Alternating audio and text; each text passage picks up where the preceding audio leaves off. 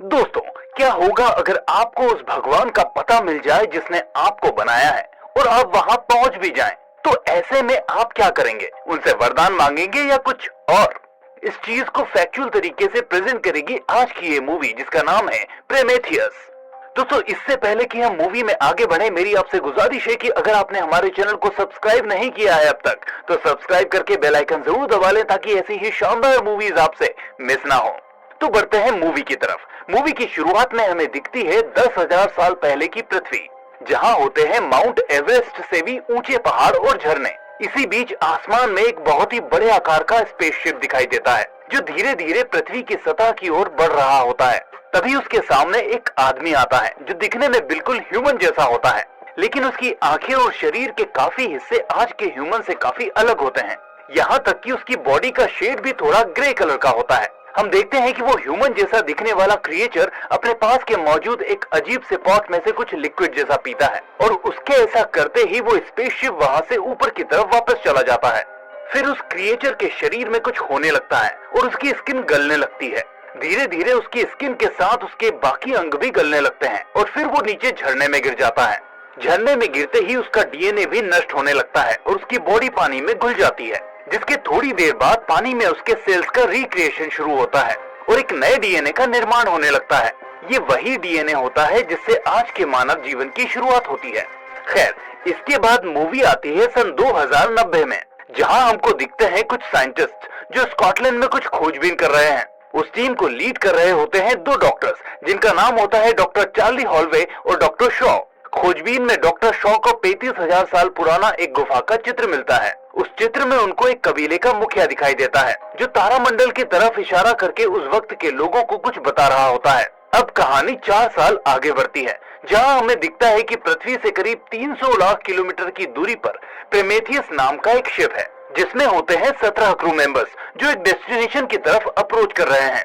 दरअसल ये सभी लोग उसी तारामंडल के एक ग्रह पर जा रहे हैं जो गुफा के चित्र में दिखाया गया था। वहां पहुंचने पर उनको 28 महीने लगने वाले हैं, इसलिए वो स्लीपिंग चेम्बर्स में सो रहे होते हैं। इस सब के बीच शिप पर एक ह्यूमनॉइड रोबोट होता है जो सभी चीजों की देखभाल कर रहा होता है, जिसका नाम डेविड है। उस ग्रह के पास पहुंचने के बाद सभी मेंबर्स एक एक करके अपने चैम्बर से बाहर आने लगते हैं। अब शिप में मौजूद सभी लोग उस ग्रह के बारे में जानकारी जुटाने लगते हैं और उन्हें पता चलता है कि इस ग्रह पर तो अब जीवन है ही नहीं। लेकिन तभी एक मेंबर को उस ग्रह पर एक सीधा माउंटेन दिखता है। वो कहता है कि कोई भी माउंटेन नेचुरली एकदम सीधा नहीं बनता, इसको जरूर किसी ने बनाया है, हमें इसके पास जाना चाहिए। इसके बाद सभी मेंबर्स स्पेसशिप को उस माउंटेन के पास उतारने के लिए तैयार हो जाते हैं और जैसे ही वो उसके और करीब पहुंचते हैं तो उनको समझ में आ जाता है कि ये कोई नेचुरल स्ट्रक्चर नहीं है, इसको जरूर किसी ने बनाया है। ये सब देखकर सभी लोग शिप से बाहर निकलकर उस स्ट्रक्चर का मुआयना करना चाहते हैं, लेकिन पायलट कहता है कि दिन ढलने में कुछ ही घंटे बचे हैं, इसलिए हमें कल जाना चाहिए। लेकिन कुछ साइंटिस्ट ऐसा नहीं मानते। वो कहते हैं कि हम लोग उसका थोड़ा बहुत इन्वेस्टिगेशन करके वापस आ जाएंगे। इसके बाद सभी अपने सूट पहनने लगते हैं। हालांकि उस ग्रह पर ऑक्सीजन होती है,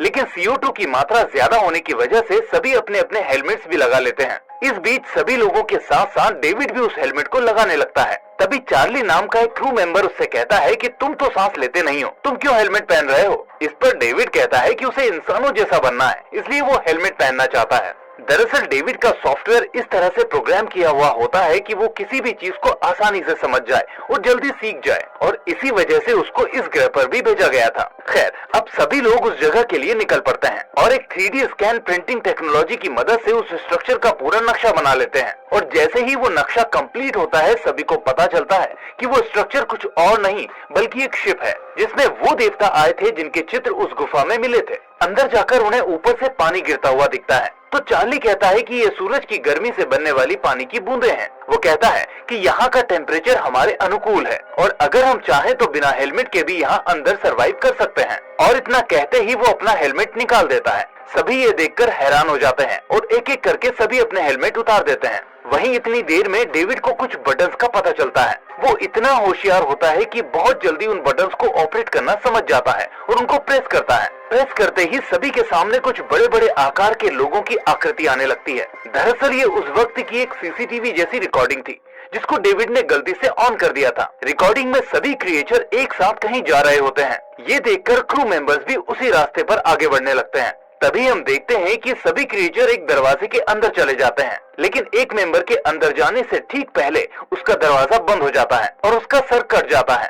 जैसे ही सभी क्रू मेंबर्स उस जगह पर पहुंचते हैं तो देखते हैं कि वहां सच में एक लाश पड़ी हुई है, जिसके सर का नीचे का हिस्सा उनको कमरे के बाहर दिखाई देता है। यहाँ डेविड अपना दिमाग फिर से चलाता है और बटन्स को ऑपरेट करके उस रूम को ओपन कर लेता है। अंदर वो देखते हैं उस लाश का कटा हुआ सर, जो उसके बाकी के शरीर की तरह ही बहुत बड़ा होता है। अंदर उन्हें एक बहुत ही बड़ी पेंटिंग दिखाई देती है, जो हूबहू गुफा में मिलने वाले बड़े आदमी जैसी दिख रही होती है। इसके अलावा उन्हें अंदर कुछ आर्टिफिशियल पॉट्स दिखते हैं, जिसमें एक काले कलर का लिक्विड भरा होता है। इतनी देर में उस रूम में कुछ बदलाव आने लगते हैं, जिससे वो पेंटिंग पिघलने लगती है। डॉक्टर शॉ कहती है कि हम लोगों के ये दरवाजा खोलने से यहाँ के टेम्परेचर में बदलाव आ गया है और इसलिए ये पेंटिंग पिघल रही है।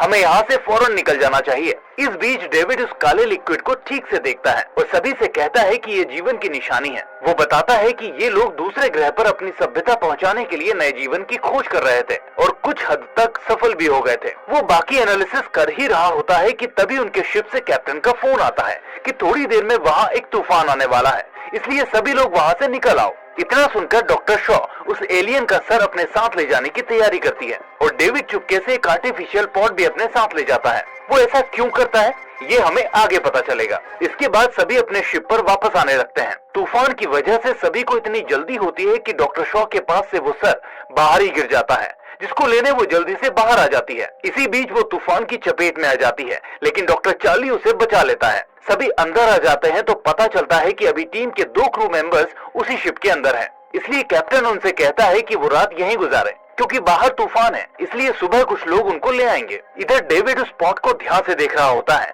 जिसमें उसको जीवन होने के संकेत मिले थे। वो स्पॉट को खोलता है जिसमें उसको वहाँ के लोगों का डीएनए मिलता है। वो उस डीएनए की एक बूंद को बाहर निकाल लेता है और डॉक्टर चार्ली के पास जाता है। बातों ही बातों में वो डॉक्टर से कहता है कि आप इस ग्रह पर जीवन की तलाश और उनके रहस्य को सुलझाने के लिए किस हद तक जा सकते हैं। डॉक्टर बिना किसी संकोच के जवाब देता है, किसी भी हद तक। ऐसा सुनकर डेविड उस डीएनए की बूंद को चुपके से एक ड्रिंक में मिला देता है और डॉक्टर को दे देता है, जिसे डॉक्टर पी लेता है।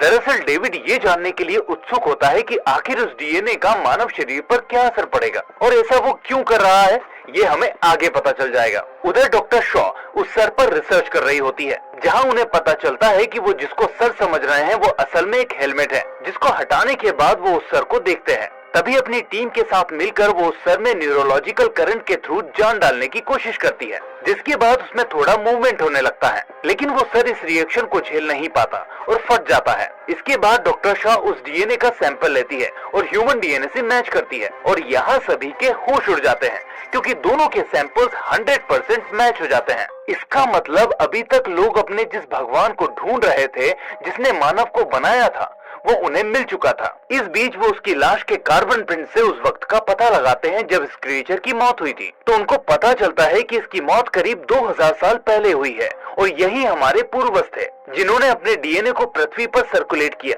जिससे ह्यूमन सेल्स का जन्म हुआ। उधर जो क्रू मेंबर्स उस स्पेसशिप में रह गए थे, उनको उस स्पॉट वाले कमरे में एक अजीब सा जीव दिखता है। वो सोचते हैं कि ये खतरनाक नहीं होगा, इसलिए वो उसके पास चले जाते हैं, लेकिन वो जीव उन दोनों को एक एक करके मार देता है। दरअसल उस जीव का जन्म इसी लिक्विड से हुआ था, जिसमें इन सभी लोगों के आने के बाद केमिकल रिएक्शन शुरू हो गया था। उधर दूसरी तरफ डॉक्टर चार्ली को डेविड की बात याद आ रही होती है, जो उनसे कह रहा था कि आप जीवन के रहस्यों से पर्दा उठाने के लिए किस हद तक जा सकते हो। इसी बीच वो मन ही मन सोचता है कि क्या होगा अगर वो अपने बच्चों को इस प्लेनेट पर जन्म दे और उसे यहाँ के एनवायरनमेंट के हिसाब से बड़ा करे। ये सभी बातें वो अपनी बीबी डॉक्टर शॉ से शेयर करता है, लेकिन यहाँ हमें पता चलता है कि डॉक्टर शॉ में जन्म से ही एक बीमारी होती है, जिसकी वजह से वो कभी माँ नहीं बन पाएगी। लेकिन इसी बीच वो दोनों इस बारे में बात करते करते एक दूसरे के करीब आ जाते हैं। अब दूसरे दिन सभी मेंबर्स उस शिप पर वापस आ जाते हैं, क्योंकि उनको रात से ही उन दोनों मेंबर्स का कोई रिप्लाई नहीं मिल रहा था जो उस शिप पर रह गए थे। शिप पर जाते ही उनको दोनों की लाश मिलती है,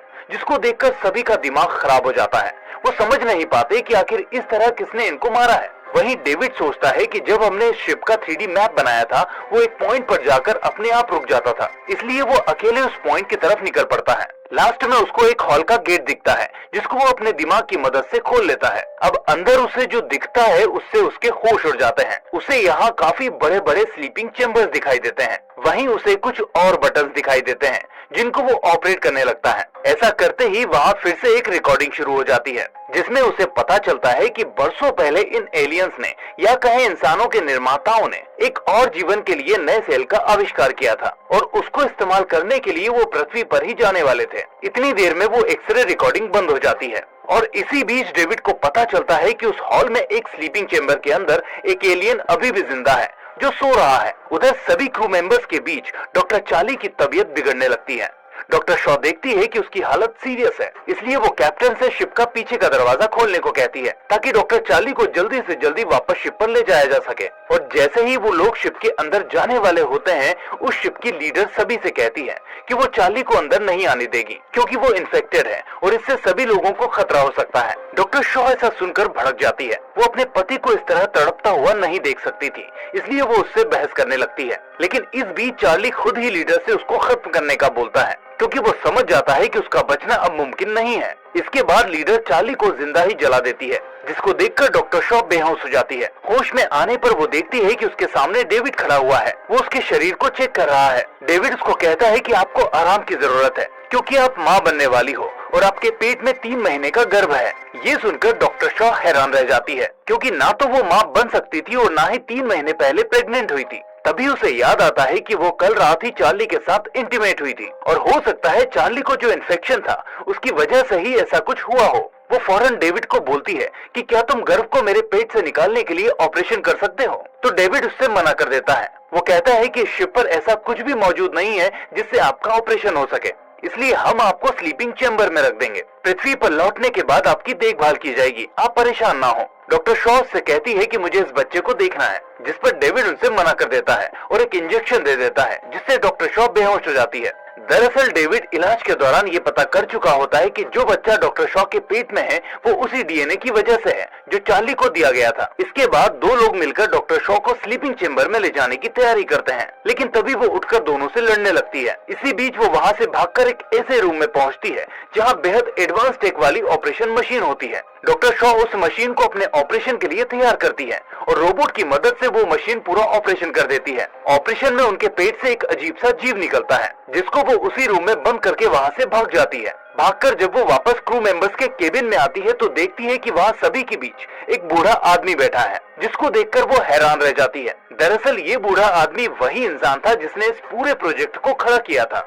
जब सभी साइंटिस्ट को गुफा के चित्र मिले थे तो डॉक्टर शॉ ने कहा था कि अगर हम अपने निर्माता के पास पहुंच गए तो हम जीवन के काफी रहस्यों को सुलझा लेंगे और अपनी जिंदगी को अपने हिसाब से जी पाएंगे, यानी कि अमर हो जाएंगे। इस बात को ध्यान में रखते हुए इस बूढ़े इंसान ने पैसे लगाए और ये प्रोजेक्ट शुरू हुआ, लेकिन इसने अपनी असली इंटेंशन सभी से छुपा रखी थी। इसका मकसद था अपने निर्माताओं को ढूंढकर उनसे अमर होने का रहस्य समझना और फिर खुद अपने बुढ़ापे से आजादी दिलाना। और तभी हमें पता चलता है कि इस शिप की जो कैप्टन है वो कोई और नहीं बल्कि उसी बूढ़े आदमी की बेटी है। खैर, आगे डॉक्टर शॉ सभी से कहती है कि यहाँ कुछ नहीं हो सकता क्योंकि यहाँ कोई भी क्रिएटर जिंदा नहीं है। तो डेविड कहता है कि हमारा एक पूर्वज अभी भी जिंदा है, वो स्लीपिंग चेंबर में है, हम उससे जाकर बात कर सकते हैं। इसके बाद शिप का पायलट अकेले में डॉक्टर शॉ से बात करता है। वो कहता है कि ये ग्रह हमारे निर्माताओं का ग्रह नहीं है, वरना हमें भी क्रिएटर मिलना चाहिए थे। ये इनके हथियारों का अड्डा है जहाँ ये जीवन को बनाते थे और फिर दूसरे ग्रहों पर जाकर जीवन शुरू करते थे। अब देखकर लगता है कि इनसे कोई गलती हो गई और इन्होंने एक ऐसा जीव बना दिया जिसने इन्हीं लोगों को खत्म कर दिया और यही वजह थी कि ये पृथ्वी पर नहीं आ पाए। डॉक्टर शॉ पायलट की बातों को ध्यान से सुनती है, लेकिन सभी के आगे उसकी नहीं चलती, इसलिए वो सभी के साथ उस स्लीपिंग चेंबर तक जाने का फैसला करती है। उधर पायलट उस पूरी जगह का 3D स्कैन कंप्लीट कर लेता है और फिर कंफर्म हो जाता है कि ना तो वो कोई नेचुरल स्ट्रक्चर है और ना ही पिरामिड, वो एक स्पेसशिप है जिसे ये एलियंस एक ग्रह से दूसरे ग्रह जाने में इस्तेमाल करते थे। खैर, अब सभी लोग उस शिप के स्लीपिंग चेंबर में पहुंचते हैं जहां वो एलियन डीप स्लीप में था। डेविड सभी को बताता है कि ये लोग यहाँ से कहीं जाने की तैयारी कर रहे थे और तभी ऐसा कुछ हुआ कि ये यहीं रह गए और यही वजह थी कि एक एलियन तब तक स्लीपिंग चेंबर में जा चुका था, इसलिए वो बच गया। डॉक्टर शॉ से पूछती है कि आखिर ये लोग जा कहाँ रहे थे, तो इस पर डेविड बताता है कि ये पृथ्वी पर ही जा रहे थे ताकि मानव सभ्यता को खत्म करके एडवांस जीव की शुरुआत कर सकें, जैसे इन्होंने पिछली बार किया और ह्यूमंस का विकास हुआ। अब सारी बातें खत्म होने के बाद वक्त आता है उस एलियन को जगाने का। एलियन जागने के बाद सभी को वहाँ देखकर हैरान हो जाता है। डेविड उससे बातें करने लगता है क्योंकि वो वहाँ रहकर उनकी भाषाओं का ज्ञान भी ले चुका था उस एलियन को ये देखकर बहुत खुशी होती है कि उसके बनाए मानव ने इतनी तरक्की कर ली कि वो उसको ढूंढते हुए वहां तक आ गए। वो डेविड के सभी सवालों का जवाब देने लगता है, लेकिन तभी डेविड उसको बताता है कि हम यहाँ तुमसे मिलने नहीं आए, बल्कि हमारे लीडर हमको यहाँ इसलिए लाए हैं ताकि हम तुमसे जीवन का राज समझ पाएं और अपने जीवन चक्र पर काबू पाकर हमेशा के लिए अमर बन सके। उसकी ये बात एलियन को पसंद नहीं आती। वो समझ जाता है कि इंसानी प्रजाति सेल्फिश हो चुकी है, इसलिए वो पहले वहाँ मौजूद सभी लोगों को मारता है और फिर डेविड का सर उखाड़कर फेंक देता है। इस दौरान डॉक्टर शॉ किसी तरह अपनी जान बचाकर भाग जाती है। अब वो एलियन समझ चुका होता है कि मानव जाति को खत्म करना ही होगा, नहीं तो ये यूनिवर्स के सिस्टम को बदलने की कोशिश करते रहेंगे। इसलिए वो अपने शिप को उड़ने के लिए तैयार करता है और पृथ्वी के लिए उड़ान भरता है। वहीं डॉक्टर शॉ पायलट और कैप्टन को बताती है कि ये एलियन अपने शिप से जा रहा है, हमें इसे रोकना होगा। लेकिन कैप्टन कहती है कि हम उसको नहीं रोकेंगे, अब यहाँ बहुत खतरा है, हमें अभी पृथ्वी के लिए निकलना होगा। लेकिन डॉक्टर शॉ उसे बताती है कि वो एलियन पृथ्वी के लिए ही जा रहा है और जब तक हम वहाँ पहुँचेंगे वो हमारे ग्रह को खत्म कर चुका होगा। इस पर पायलट अपना दिमाग लगाता है। वो कहता है कि हमारा शिप सिर्फ उड़ने के लिए बना है, इसमें कोई हथियार नहीं है। इसलिए आखिर में पायलट एक बहुत ही बड़ा फैसला लेता है, वो अपने शिप को ही हथियार बना लेता है। इसका मतलब वो अपने शिप को उड़ाता है और सीधा एलियन के शिप से जाकर टकरा जाता है, जिससे एक बहुत ही बड़ा विस्फोट होता है और दोनों शिप क्रैश हो जाते हैं। अब डॉक्टर शॉ उस ग्रह पर अकेली रह जाती है, उनके सारे साथी मारे जा चुके थे और अब शिप ना होने की वजह से वो वापस पृथ्वी पर नहीं जा सकती थी। इसलिए सर्वाइवल के लिए वो अपने शिप में जाती है, जहाँ वो देखती है कि जिस जीव को उसके पेट से निकाला गया था वो अब काफी बड़ा हो गया है। वो उसको दरवाजे से देख ही रही होती है कि तभी उसे डेविड की आवाज सुनाई देती है। वो कहता है कि वो एलियन अभी भी जिंदा है और तुमको मारने के लिए आ रहा है, तुम यहाँ से भाग जाओ। लेकिन इतनी देर में एलियन डॉक्टर शॉ के पास पहुंचकर उसे मारने वाला होता ही है कि तभी डॉक्टर उस दरवाजे को खोल देती है जिसमें वो जीव था। वो जीव फौरन उस एलियन को पकड़ लेता है और डॉक्टर शॉ अपनी जान बचाकर वहाँ से भाग जाती है। लेकिन वो बेहद निराश होती है क्योंकि वो समझ चुकी थी कि अब कुछ नहीं हो सकता। लेकिन तभी डेविड उससे बात करता है और कहता है कि मुझे ठीक होने में तुम्हारी मदद चाहिए। पहले तो डॉक्टर शॉ उससे मना कर देती है, लेकिन डेविड कहता है कि मुझे पता है कि हम वापस पृथ्वी पर कैसे जा सकते हैं, इसलिए आप मेरी मदद करो और मैं आपकी मदद करूंगा। डॉक्टर शॉ उससे कहती है कि मुझे पृथ्वी पर वापस नहीं जाना, बल्कि मुझे इस एलियन के ग्रह पर जाना है ताकि मैं पता कर सकूं कि आखिर ये हमें बनाने के बाद मारना क्यों चाहता है। डेविड इसके लिए तैयार हो जाता है और डॉक्टर शॉ उसको ठीक करती है। फिर वो दोनों उसी एलियन के दूसरे शिप को ठीक करके उस एलियन के ग्रह की ओर निकल पड़ते हैं। दूसरी तरफ हम देखते हैं कि उस एलियन के मरने के बाद उसके पेट से एक नए जीव का जन्म होता है और यही होता है मूवी का दी एंड। दोस्तों, इस मूवी के और भी पार्ट्स हैं जिनको देखने के लिए आप हमारे चैनल को सब्सक्राइब करके नोटिफिकेशन बेल को भी दबा सकते हैं ताकि आप इस पूरी सीरीज को ठीक से समझ सकें। साथ ही इस वीडियो को लाइक और अपने दोस्तों के साथ शेयर जरूर करें। आपको क्या लगता है कि आखिर वो एलियन ह्यूमंस को क्यों मारना चाहते थे? कमेंट में हमें जरूर बताएं। अब मैं मिलूंगा आपसे अगली ऐसी ही शानदार मूवी के साथ। Till then, take care and thanks for watching. Our YouTube channel offers a whirlwind of excitement, laughter, and mind-blowing movie stories, reviews, and recaps that will leave you craving for more. Buckle up, hit that subscribe button, and be a part of the electrifying viral videos channel on YouTube. Welcome to the thrilling world of online entertainment.